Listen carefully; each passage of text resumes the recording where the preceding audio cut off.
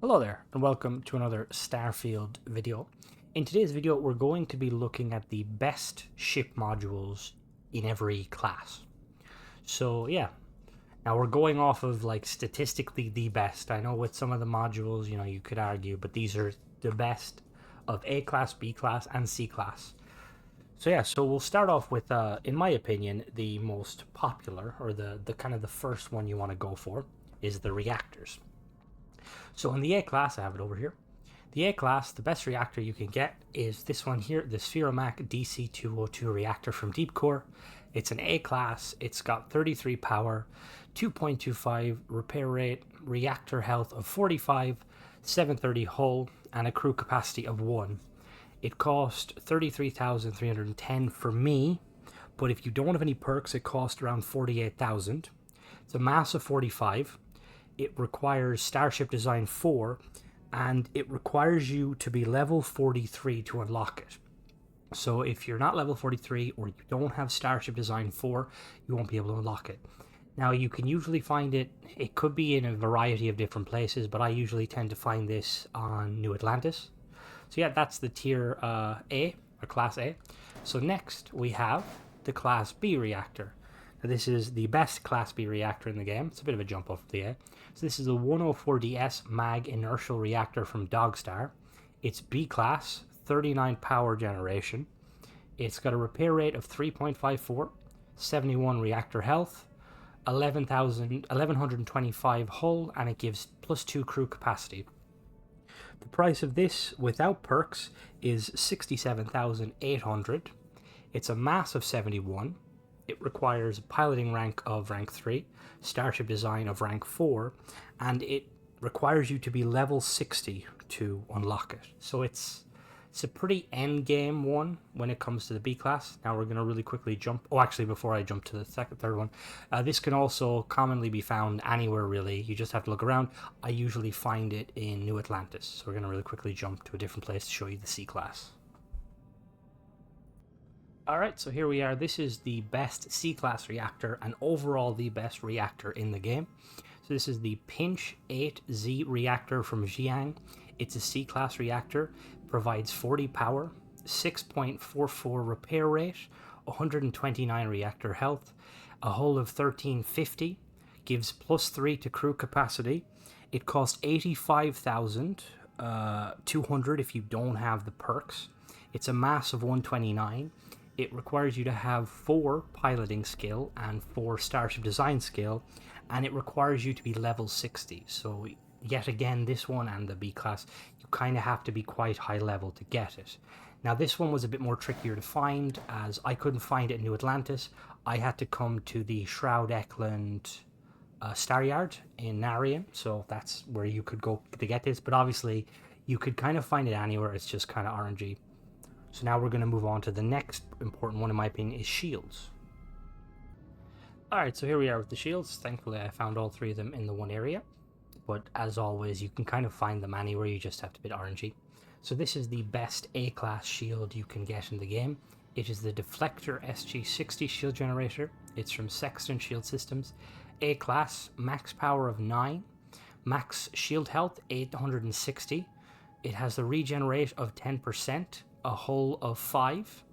It gives crew capacity of 0.5. Without perks, it will cost you 23,000 credits. It is 48 mass. It requires Starship Design 4, and it also requires you to be level 56. So it's kind of like a lot of these. There's going to be a kind of a theme where these are very kind of further out. So for the B class, we have the 28T Defender Shield Generator. This is from Dogstar. It's, as I said, B class. It requires 12 power, 1500 max shield health, 7% regenerate, hull of 5, 0.5 crew capacity. It costs 40,600 without perks. It's a mass of 90.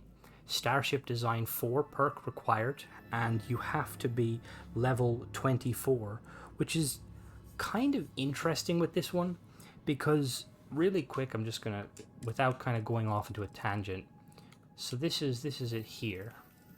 Now there's a load of these ones. So it starts at 11 and it goes all the way to 44. Now something you'll notice here, weirdly, is this is better than this, even though it's half. I don't know if Bethesda meant to make a mistake or not, but yeah, just be kind of lucky whether they made a mistake, because it's, compared to some of the other ones, it only requires you to have level 24. Anyway, we're going to jump to the C-Class one now. So there's not much of a difference in the shielding, but anyway. So the best C-Class, is the Assurance SG-1800 shield generator from Sextant System. So C-Class, it max power of 12, it gives 1600 shield health, 5% regen rate, 5 hull, 0.5 crew capacity. It costs 47,400 with the perks, and it has a mass of 160, requires you to have Starship Design 4, and you have to be level 27, which again, this is kind of a weird one, because if you look at these at the bottom here, there's a couple of them, like always. So you have the 1000, the 1800, then you've the 2000 and 3000. Now weirdly, this one is the best one, but it unlocks sooner. So I don't know again if Bethesda made a mistake with this one. But yeah, so you only need to be 27 to get the best shield in the game. Anyway, next we're going to go and talk about grav drives. Alright, so here we are again in the grav drive. Thankfully this place, Narian, also had the grav drive, so you didn't have to jump. So for A-Class, the best grav drive you can get is the Helios 400 grav drive by Deep Core. It's an A-Class, 9 power, gives 27 grav jump thrust, grav drive health of 84, a hull of 5.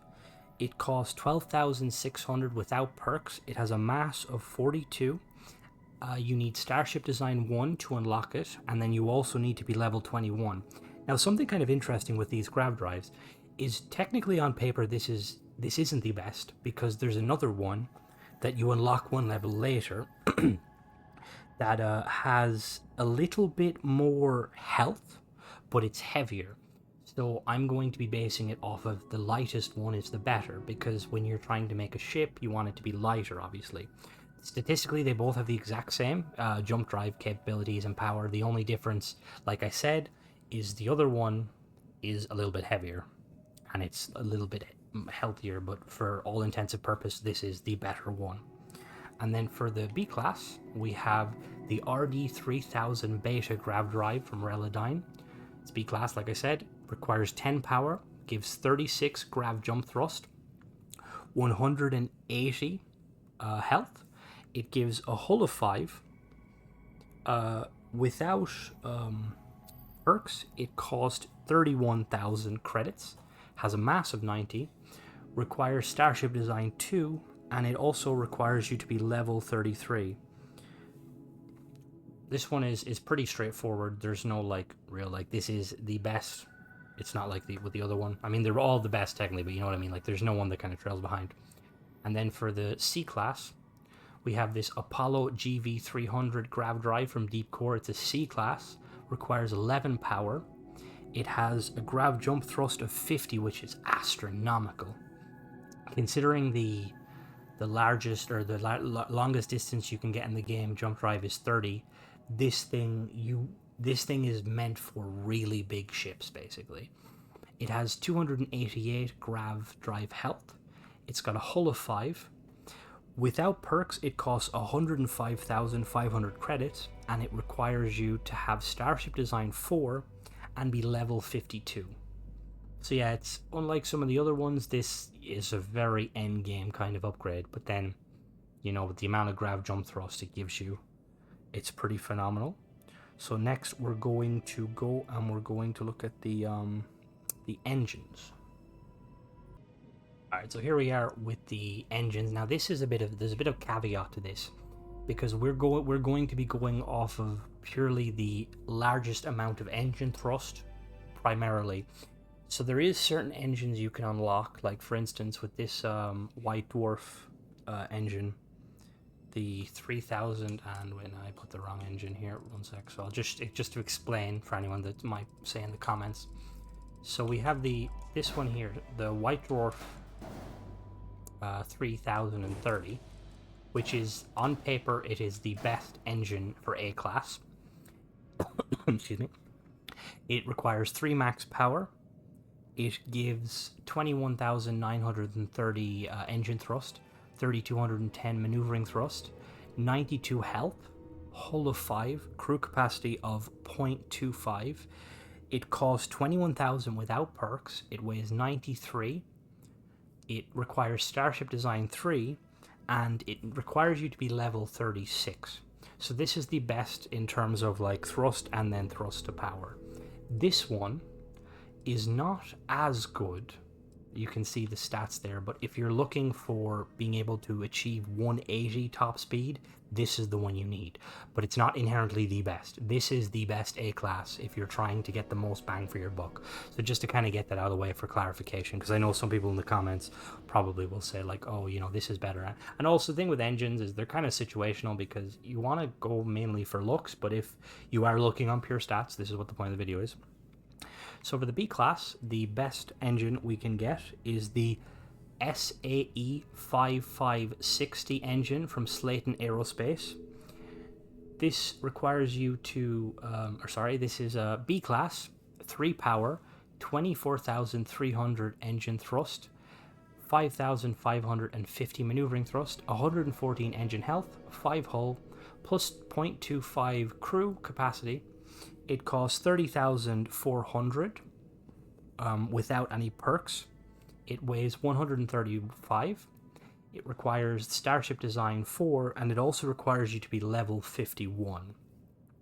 Now, I have heard some things about this engine specifically, slight spoilers to the main quest. I'm not going to try to be as least spoilery as possible, but I believe in order to get this engine, there's a certain quest you do. It's part of the main quest with Walter, and you have to choose a specific, kind of the best outcome, I believe, to unlock this engine, as well as doing the other things. I'm not 100% sure. Let me know in the comments if you know what I'm talking about, and if, you know, if it's in your game and stuff. But yeah, just to let you know, it might not be the case. You know, you mightn't have to do that, but I've just heard some things, and you know.